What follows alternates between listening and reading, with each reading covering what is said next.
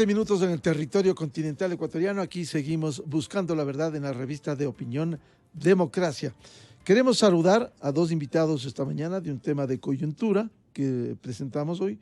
La Fiscalía investiga a Andrés Arauz, es candidato presidencial del correísmo, y a 24 personas de UNES. Fue la última información que se publicara, en donde da cuenta que la Fiscalía confirmó que existe una indagación previa en contra del ex candidato presidencial del correísmo, Andrés Arauz, y 24 personas más. Quiero dar la bienvenida a Cristian Zurita, un reconocido investigador, periodista, y el ex Contralor General del Estado, también investigador, ex ministro de Estado, doctor Marcelo Merlo Jaramillo.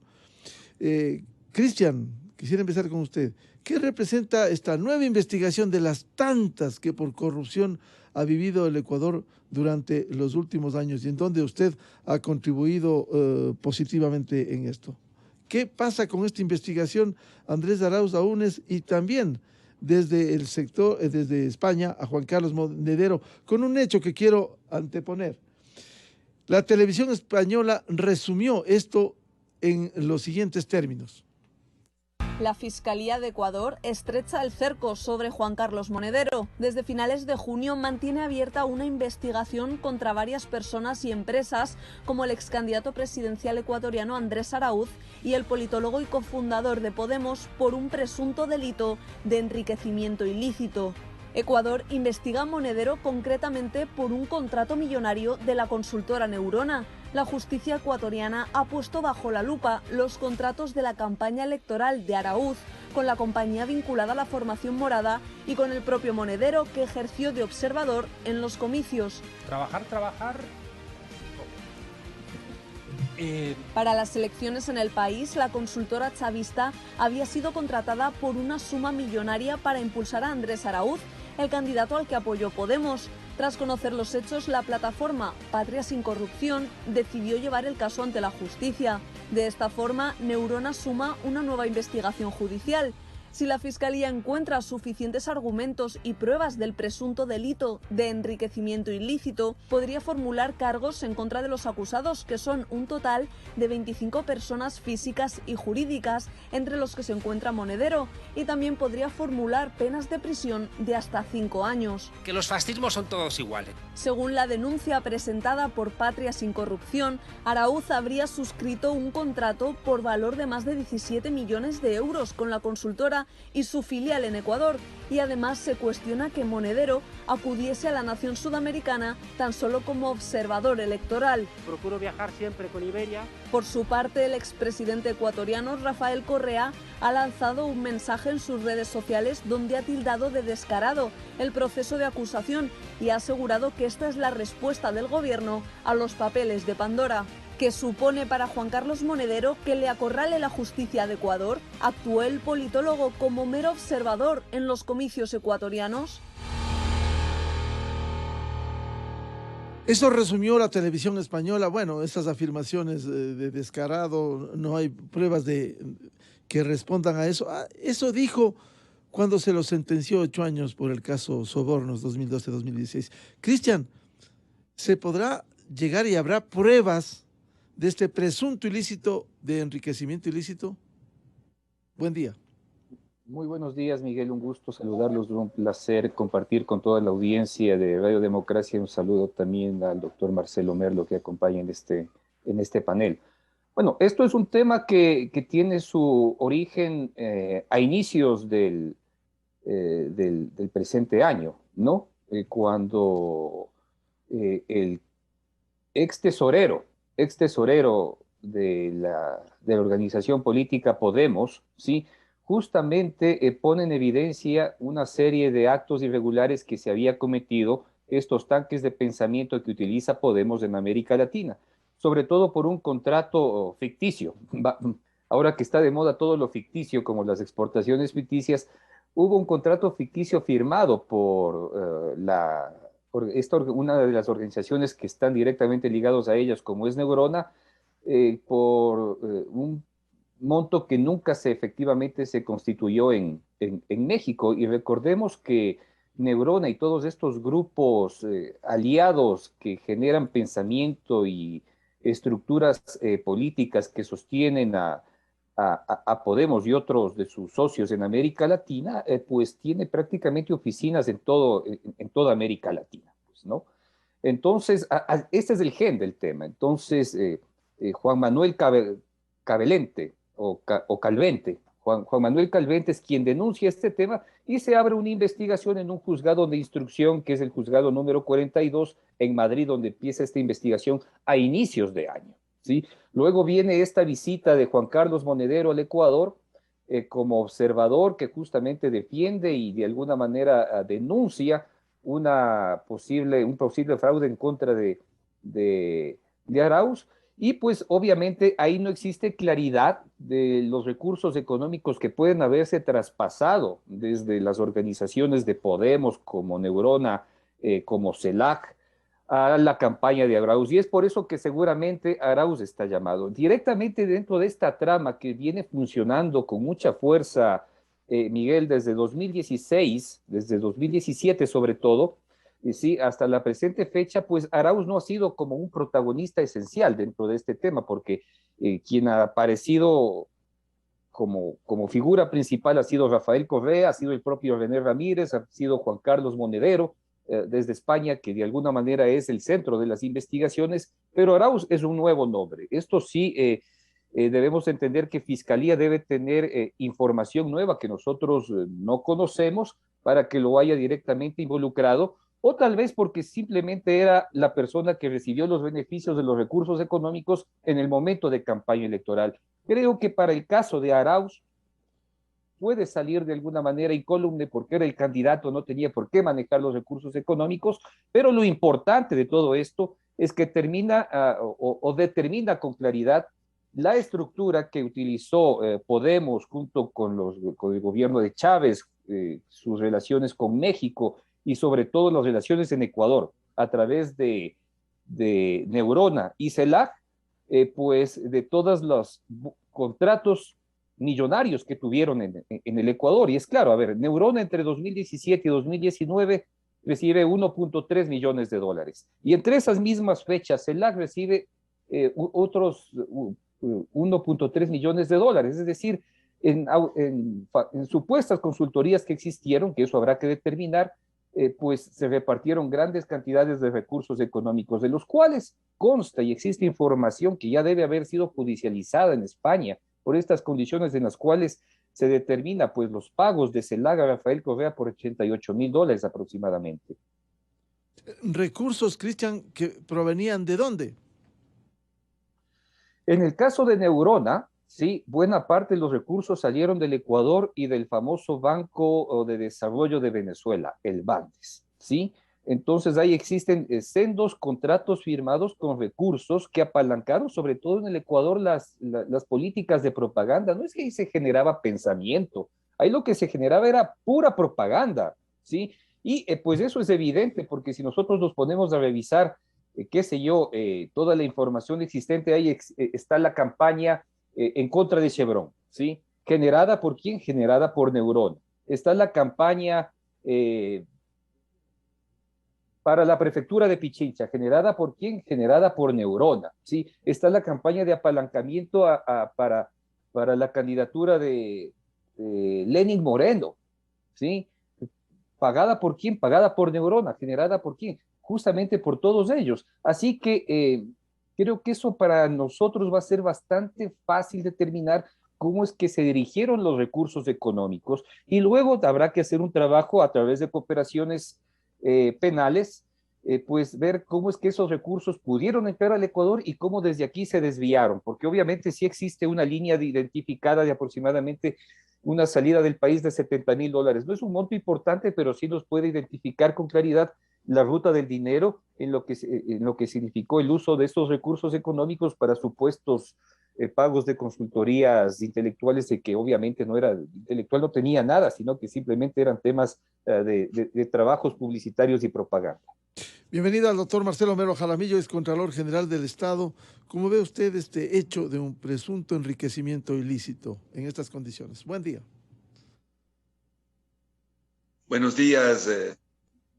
Qué gusto compartir este panel con el periodista, con Cristian Zurita, un hombre tan versado como acaba de demostrar por la investigación a fondo que viene haciendo permanentemente sobre estos temas. Bien, lo importante en este momento es que la ciudadanía advierta que el hecho del enriquecimiento ilícito, que es la denuncia que se ha presentado contra el señor Arauz, el economista Arauz, está ligada con algo que fácilmente puede ser comprobado dentro del proceso que se ha iniciado en la Fiscalía. ¿Qué es un enriquecimiento ilícito? Es nada menos que el hecho de tener un patrimonio ilícitamente conseguido o logrado. ¿Y por qué es ilícitamente logrado? Porque en un cruce de cuentas, que es muy fácil hacerlo, eso lo debe haber avanzado muchísimo en la Fiscalía, en un cruce de cuentas se puede advertir cuánto declaró de impuesto a la renta el señor Arauz desde 2007, 2008, qué ingresos obtuvo desde 2007 y hasta el 2020, y qué patrimonio tiene ahora. Y si ese patrimonio está a través de un testaferro, es fácil investigarlo. Pero al parecer, cuando se habla de un enriquecimiento ilícito, hablamos de que ese patrimonio está a nombre de él o algún pariente y que suma un monto muy superior a lo que él obtuvo por sus ingresos como funcionario público, que fue siempre desde el 2007 hasta el 2020, que renunció y le dieron incluso una indemnización. Ahora bien, como bien decía Cristian, el tema está ligado fatalmente a un cruce de cuentas que se han venido haciendo por hipotéticas consultorías, que ha sido la fórmula tradicional para lograr el desvío de fondos, con el agravante, es conocido, que Podemos a su vez tiene contactos con Nicolás Maduro. Y ahora precisamente en que está detenido el señor Saab, ya veremos más adelante si es que vamos a tocar este tema también ahora, van a salir una serie de temas que realmente son muy preocupantes. En definitiva, Miguel, yo creo que la forma como el día de ayer salió a la defensiva el expresidente Correa, al aducir que es una retaliación por el tema de los Pandora Papers, respecto de cuyo informe yo me adhiero totalmente a la excelente versión que hizo el día de ayer con usted, nuestro coterráneo, porque en definitiva ese informe de 350 páginas no fue hecho, no fue redactado en la comisión constituida para el efecto. Eso habrá que investigar la Fiscalía y ojalá lo antes posible. Y más aún, a los pocos, no digamos minutos, casi segundos, el propio expresidente Correa retiró de su Twitter esa frase de que era una retaliación. Porque, como bien dice Cristian Zurita, este tema se inició en España en enero. En enero. Luego se llegó a conocer en marzo la denuncia que presentó Patria Sin Corrupción. Fue mucho más tarde. La primera vuelta fue el 7 de febrero, recordemos. La denuncia fue de 11 de marzo. La denuncia fue el 11 de marzo. ¿Qué tiene que ver que como retaliación por el caso Pandora Papers ahora se diga que se está persiguiendo al señor Arauz? No, no, no. El tema es muy sencillo. Los recursos que se destinan a la campaña electoral tienen, como bien decía Cristian, ese tema no le va a tocar al señor Arauz porque de eso tendrá que dar cuenta el director nacional de UNES. Pero, el tema del patrimonio del señor Arauz, el enriquecimiento privado no justificado, es un tema ya que atañe directamente a la sociedad ecuatoriana. Esta figura penal, desde luego que le salvaron de algo que hubiéramos sugerido que de alguna medida se advierta. En el Código Integral Penal, el patrimonio, el enriquecimiento ilícito, privado, el particular ilícito, está sancionado con una pena, pero no con el decomiso. Ojo, de tal manera que mucha gente puede decir, este es uno de los temas que más molesta de este Código Orgánico Integral Penal, hecho a la medida de los ladrones del Correos. ¿Por qué? Porque imagínense, usted puede tener distingamos, para el funcionario público hay el peculado y el enriquecimiento ilícito. Para el ciudadano particular hay el enriquecimiento privado no justificado. Pero no olvidemos que el empleado público también es un ciudadano particular, pues. No deja de ser un ciudadano común y corriente. Y entonces, aquí viene el tema. Alguien puede, con la figura de un particular, dejó ya de ser funcionario, estuvo 2 o 3 meses fuera de una función pública, y ahí es cuando aparece este enriquecimiento privado no justificado. La pena de 1 a 3 años, ¿no? La Fiscalía inclusive para este caso puede tomar 1 año en la investigación. Enriquecimiento privado no justificado, perdón, de 3 a 5 años. La pena es de 3 a 5 años. Y en este caso puede demorarse hasta 1 año en la investigación. Pero no hay el decomiso. En la ley última que dictaron, pudieron haber ligado de alguna manera este caso.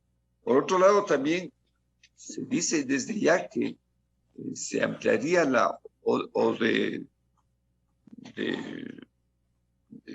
derecho, digamos, la Fiscalía podría ampliar esta investigación a una asociación ilícita, porque, como decía Cristian, aquí todo esto que se ha venido haciendo a pretexto de consultorías es realmente un caso de película.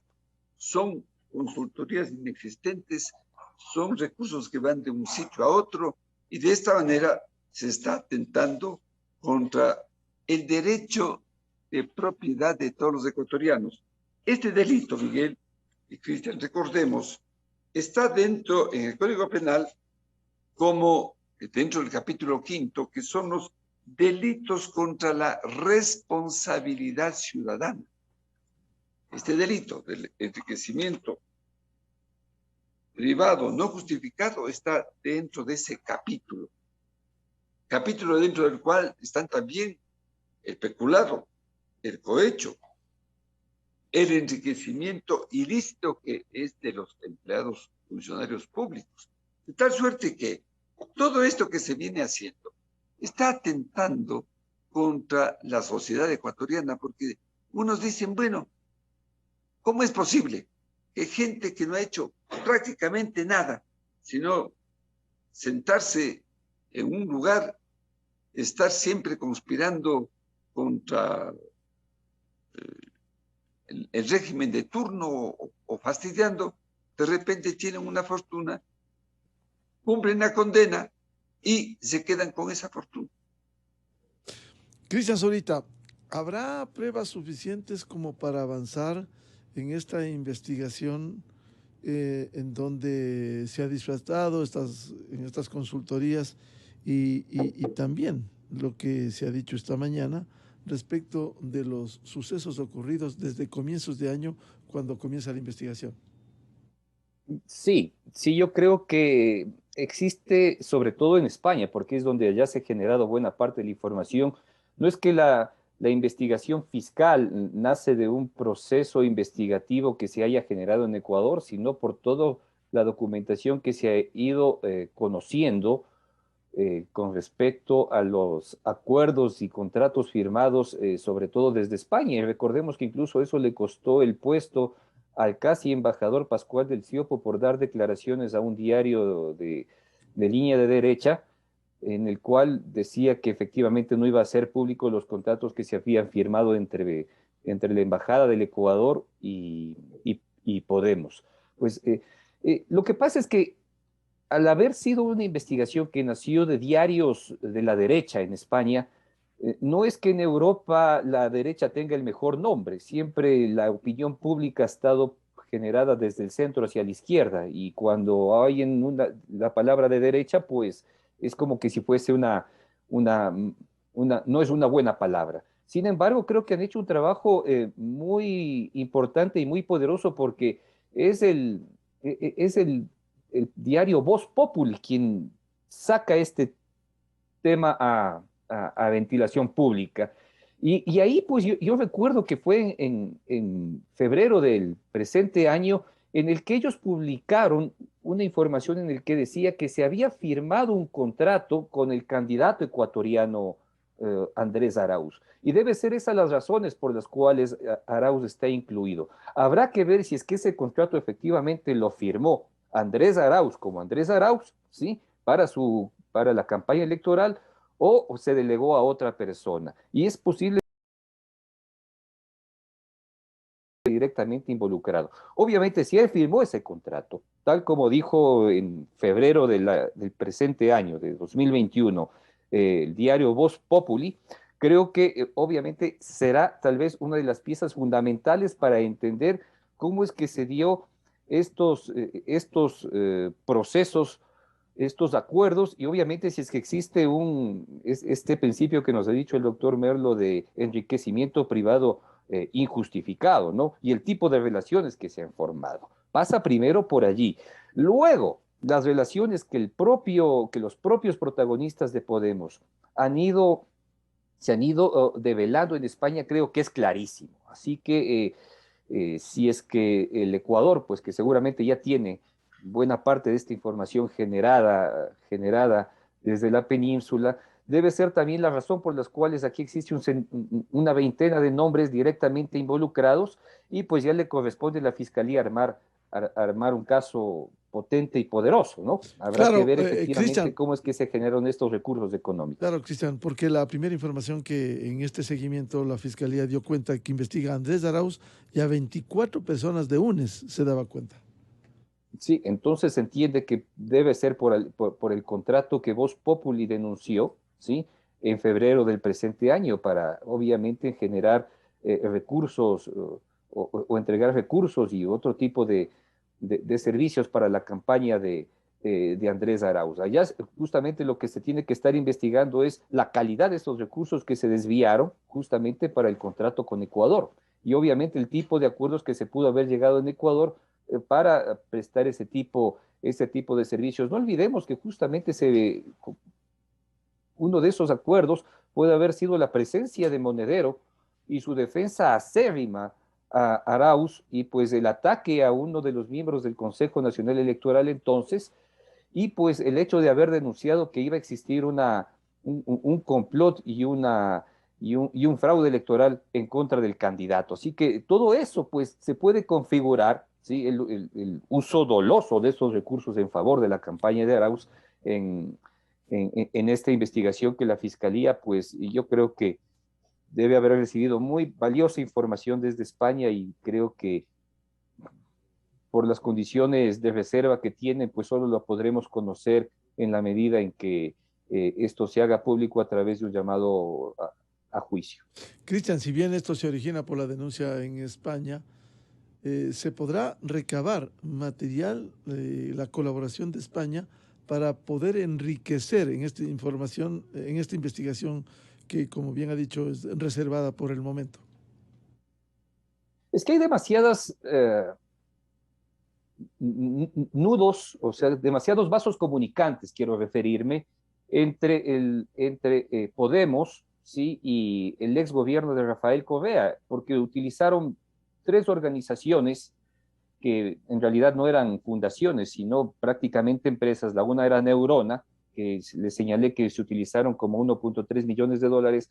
La otra era CELAC, ¿sí? Que recibieron como 1.3 millones de dólares. Y la otra, que es el origen de todo este proceso, que era el Centro de Estudios Políticos y Sociales, CEPS, que es así el germen de todo esto. Y ellos recibieron aproximadamente 800 mil dólares en contratos en el correísmo temprano, es decir, cuando apenas llegaron al gobierno en el 2007, pues ellos ya tenían contratos por más de $500,000, y pues allí existe una serie de relaciones en las cuales pasa el CEPS, pasa Neurona, pasa Podemos, la cooptación del Senacit, ¿sí? La cooptación de este proyecto en el cual trajeron a básicamente todos los españoles, que fue este proyecto llamado Prometeo Nuevo Sabio, en el cual pagaban, ¿sí? a los maestros que venían enseñar la cátedra de Podemos, básicamente, en universidades como el IAEN y otras a las que efectivamente llegaron, en los cuales nos determinan toda una enorme relación, una base enorme de vasos comunicantes, en los cuales está de por medio René Ramírez, el señor Oglietti, Rafael Correa, y pues los recursos económicos que de alguna manera ahora se están investigando, ¿no? Es decir, lo que nosotros estamos o podemos presumir que está sucediendo en la Fiscalía es el resultado de 16 años de relaciones entre estos grupos y pues con el correísmo. ¿El resultado cuál va a ser? Pues obviamente una investigación fiscal en la cual determine y clarifique cómo es que se dieron las líneas del dinero que vinieron desde Europa y obviamente sobre todo salieron desde el Ecuador hacia España. Esta investigación que permita determinar, porque parte de nuestra vivencia ha sido la impunidad en el Ecuador. Bueno, yo considero que este rato, con todo el acopio de información que debe estar recogiendo la Fiscalía, y efectivamente, el tema arranca desde el año 2007. No olvidemos, a propósito de esta asesoría española de Podemos, no olvidemos que León Rodríguez en algún momento dijo que en Montecristi se habían cambiado páginas de artículos y al final salió la Constitución que tenemos nosotros con una serie de disparates y de problemas. Claro. Cambiado a última hora, como ha sucedido en el informe Pandora Papers. Igual al director. Así es, así es. Esa asesoría española ha estado presente, yo diría, hasta ayer. ¿O qué sabemos? ¿Qué sabemos? Con tanta plata que se ha filtrado, porque cuando uno hace un recuento de todos los desvíos que se produjeron a través, ya no hablemos de esas dos figuras del enriquecimiento privado injustificado, sino hablemos de los casos que están sentenciados, de los volúmenes fabulosos que superan los 35,000 millones de dólares siendo conservadores. Todos esos recursos están en manos de una cantidad de personas, porque no podemos decir que fulano de tales se ha robado los 35,000 millones de dólares, ¿no es cierto? Sino que está dispersa en tal cantidad de personas. Por eso es que yo vengo sosteniendo, y aprovecho la ocasión, Miguel, este momento, yo creo que ha llegado la hora.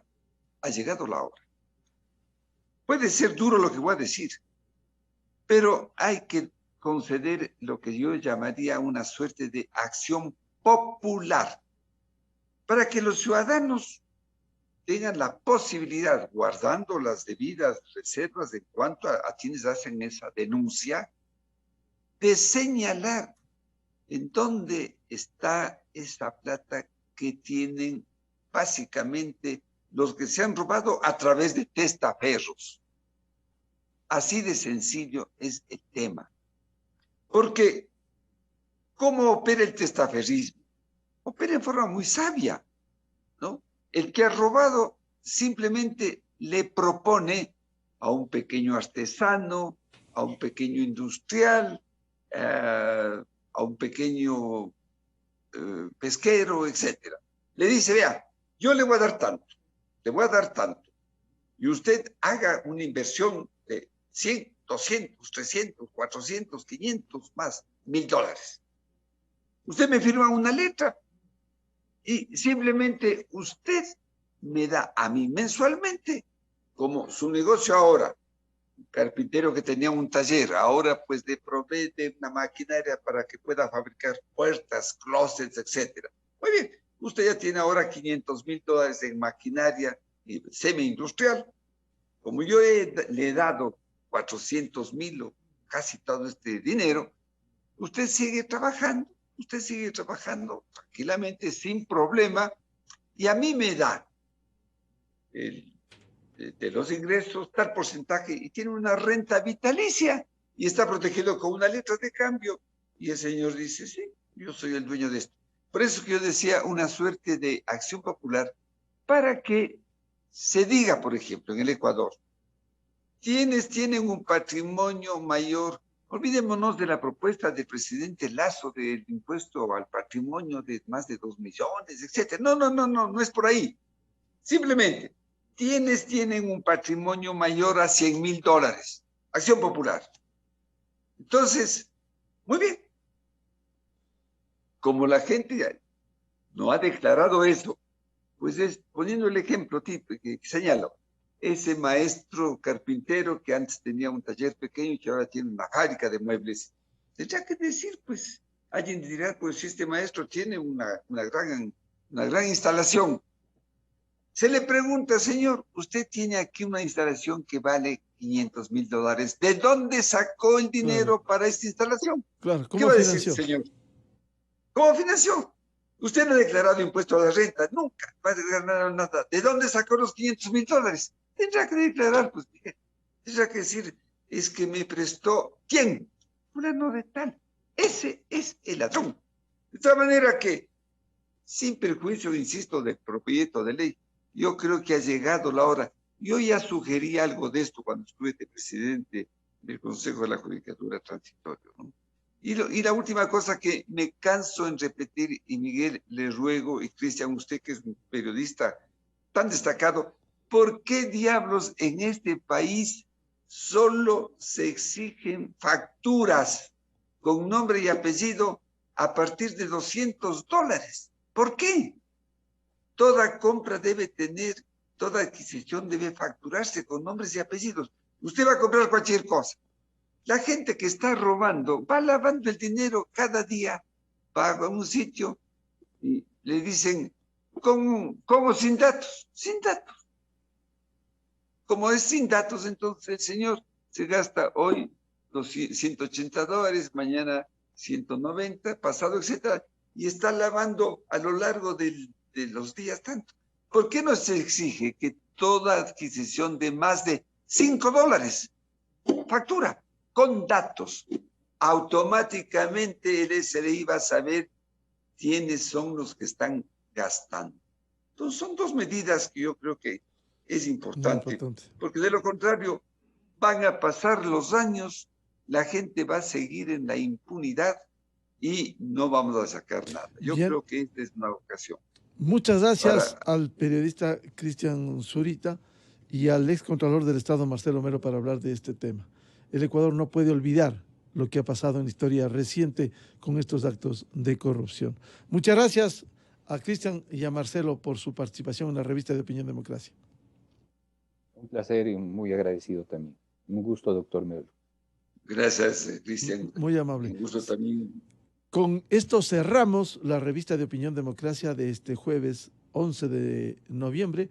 Les deseamos un feliz día. Les recomendamos en Exa FM, ya viene el show de la papaya. Y a los oyentes de la revista de Opinión Democracia, Muchas gracias, su gentil sintonía.